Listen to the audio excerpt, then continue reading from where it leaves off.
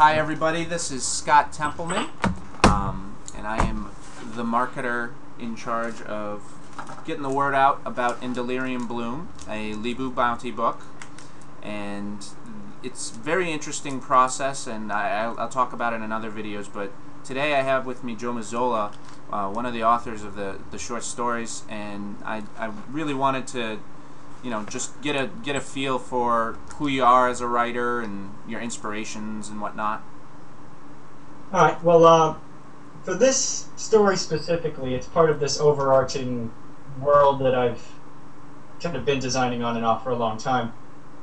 But this story itself, I was pretty much just inspired by partially Greek mythology with these creatures called the Furies. Yeah. And I just thought, how can I tie that into a zombie story? Because zombies are all the rage. Yeah. No, absolutely. I think about half of the book is about zombies, despite the five different authors.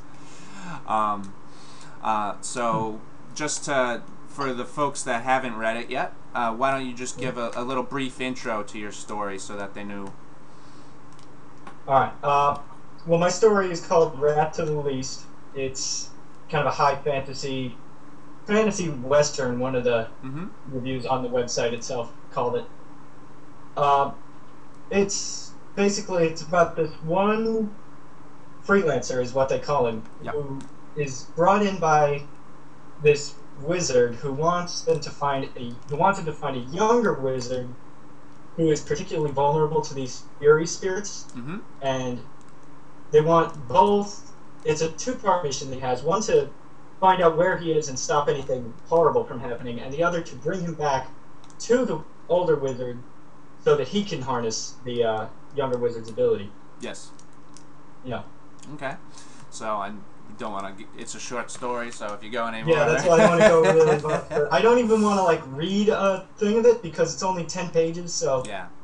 And plus, I kind of consider short stories like the sushi of the writing world, where you kind of have to do it all at once, otherwise you don't really get the whole.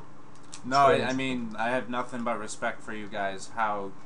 Each one of these stories is just a page turner from the beginning to the end, and to set up exposition and establishing your characters and all that. By the time you do all that, I can't even imagine actually having a plot too.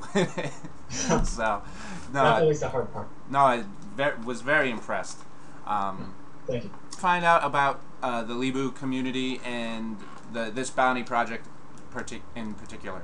Well, I found out about it. It was one of those million to one chances that always seem to wind up happening anyway, where I was on Craigslist looking for any sort of writing gig or writing job possible, and they just happened to put an ad for their bounty up, like a call for writers on Craigslist. So I just clicked the link and saw the topic. It sounded interesting, so I thought, why not?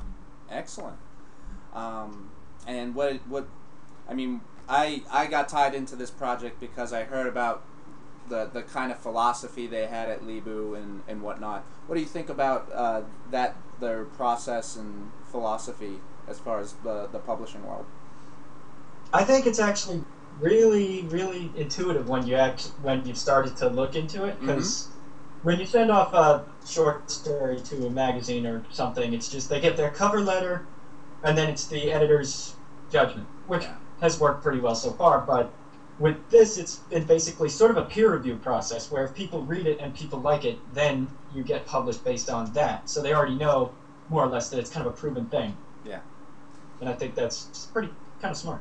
No, I really liked the combination of the wisdom of the crowd, and where they also use data and analytics to make that a faster process versus, because I know a lot of times, crowds are generally very wise, but they're also very slow and disorganized.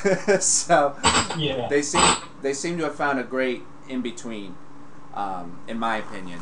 So. Yeah, I think their score system works pretty well. Yeah, well, having read the end product, I was shocked that all of you were independent authors and didn't know each other at all or anything like that. Yep, I've never met any of the other four. Yeah, well, we'll work on that. Yeah, a big celebratory thing. Now, what kind of folks do you think would be most interested in reading, maybe even purchasing in Delirium Bloom? Well, I could say kind of a lot of people because I mean, even though zombies, werewolves, and vampires tend to get lumped together, they are kind of separate demographics for who would read about them. Mm-hmm. And like I said before, zombies are kind of all the rage, and I guess some of this will probably kind of give vampires their oomph back because I'm not gonna bash Twilight because it sells a ton, Yeah. so it must be working for something, but it's not like scary vampires, like, oh my god, they're gonna come into your house and eat you. No. So it kind of gives them their oomph back, and then there's werewolves. It's the whole. I think that's a pretty widespread of people who would enjoy this. No, absolutely, and I'm with you on the vampires. That was like one of my first impressions. I was like, oh, good. This isn't a romance novel vampire. No, I love Dracula. Yeah. I love kind of classic vampires, so I'm glad to see them get their kickback a little bit. And there was an interesting spin with the werewolf story as well too. That was interesting. Yeah. So no, it's such a mix, it's a mixed bag of just tongue in cheek and serious writing, and I just really loved all the different. You could tell some folks this guy likes Edgar Allan Poe, this guy likes Stephen King. I loved seeing all the diversity. That just in one book you never see that. Yeah. So, why, in your opinion, should people purchase a e-copy of In Delirium Bloom for their Nook or Kindle? Well, I can think of at least two reasons. One is the personal reason is that I would like to get paid. That would be nice. And I get royalties, go buy it. And the other thing is really, it is a lot of, because it's 5 different authors, including myself, you get a bunch of different perspectives on these classic monsters that are really kind of as old as humans have been telling stories. Like Sumerians had a vampire god of pestilence, and zombies are all out of Haitian voodoo and all of that. So it's like these 5 different perspectives on really classic human things. Yeah. Shown in an inhuman way. Every story just brings originality, which I really love. Nobody's rehashing somebody else's work, or just we'll just do Star Wars with zombies or something like that. It seems like everybody's. Don't they have that now? Actually, I think I saw that. I think I read that book actually. Yeah, that was on the new bookshelf at the library where I work. Yeah. Well, it's actually you know what? After just bashing that, that's actually a good book. It is good. I'll find out the name and I'll plug it here. Yeah. However, yeah, not to bash on that book, but I really loved how original everything was, and just how they were just quick hitting stories, and I just haven't been able to tear through a book like that in so long.